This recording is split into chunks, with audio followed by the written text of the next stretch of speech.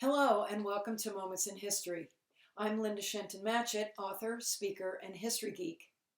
While researching stories, I often unearth tons of intriguing historical information that does not end up in my books.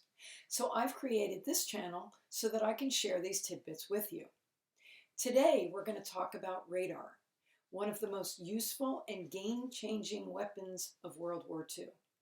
A technology that allowed Allied pilots to know when and where to fly in order to intercept incoming German bombers. But Britain wasn't looking for radar when they found it. In fact, they had been hunting for a superweapon, something they called a death ray. Sounds like something out of a bad science fiction movie, doesn't it? But I'm getting ahead of myself, so let's go back a few years. In 1932, Prime Minister Stanley Baldwin delivered a speech in the House of Commons declaring that any attempt to thwart incoming aircraft was a waste of valuable time and resources. He said, "It is well for the man in the street to realize that there is no power on earth that can protect him from being bombed," he said. "The bomber will always get through." Not ready to concede defeat so easily, Britain's Air Ministry set up the Committee for Scientific Survey of Air Defense, known as CSSAD, in 1934 to consider their options. The initiative was driven by desperation, but also by a sense of unbridled technological optimism. The Industrial Revolution had fully matured, and with it the advent of unprecedented new technologies. The previous decades had seen the rise of electricity, wireless communications, automobiles, and airplanes. The military in particular had benefited from scientific and technological advances, including the rise of armored tanks, machine guns, and of course, bomber planes. The future, therefore, seemed open in terms of what might be possible, a sentiment that empowered scientists and technologists to consider seemingly radical solutions. Given the rapid pace of technological progress, it was reasonable to assume that the next military paradigm changer could be as little as one invention away. Fueling this sense of possibility was the disturbing rumor that the Nazis had developed a so-called death ray, capable of destroying towns, cities, and people. In turn, the CSSAD was desperate to know whether the Germans were in fact capable of building such a weapon, and whether they might be able to build one themselves. To figure this out, the CSSAD assigned the distinguished Oxford-trained chemist Sir Henry Tizard as chair of the program, and recruited a number of other talented British academics. Their task was to consider how far recent advances in science and technology could be used to strengthen the present methods of defense against hostile aircraft.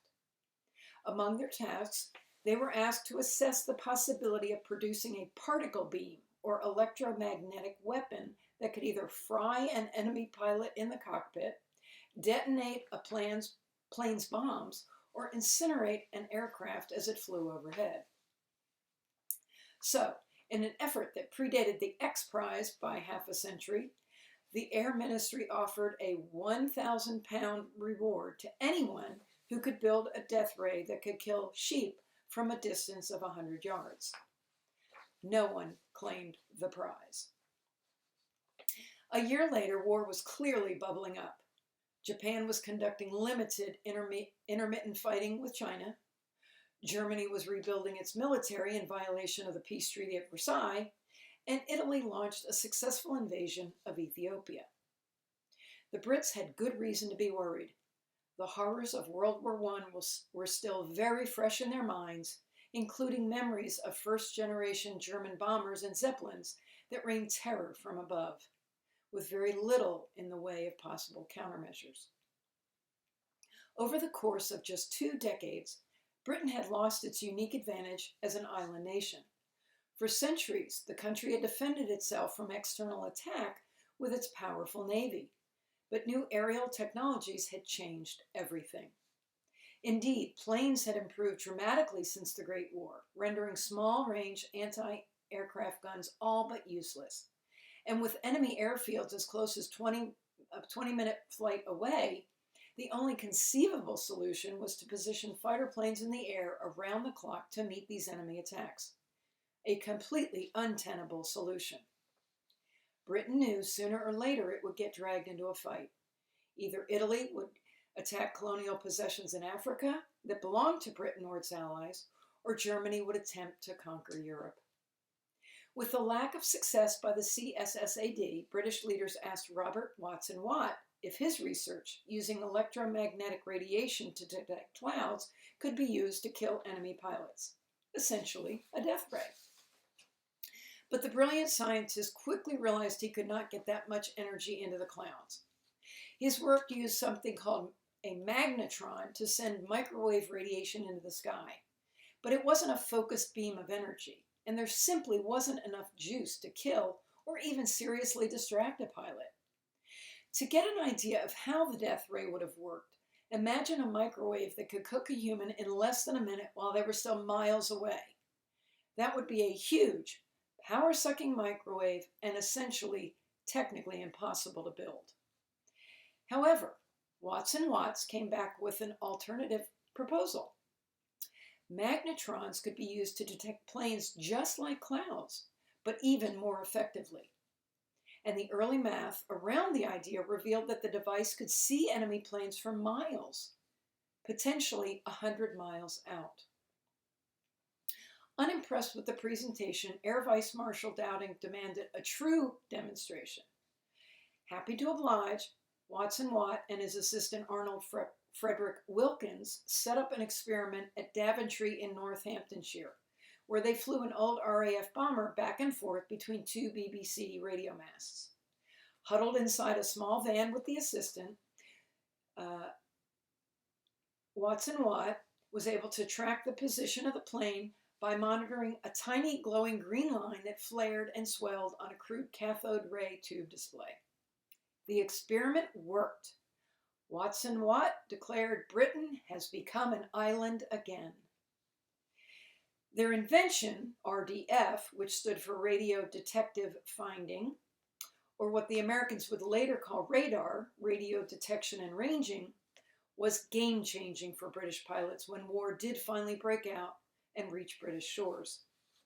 The British were outnumbered, so they needed to make every flight hour of every pilot count, and radar made this possible. By looking out 100 miles, the Royal Air Force could fly fewer patrols and keep most pilots resting on the ground until needed. When radar detected incoming planes, the in-air patrols could intercept as additional forces scrambled into the sky as necessary.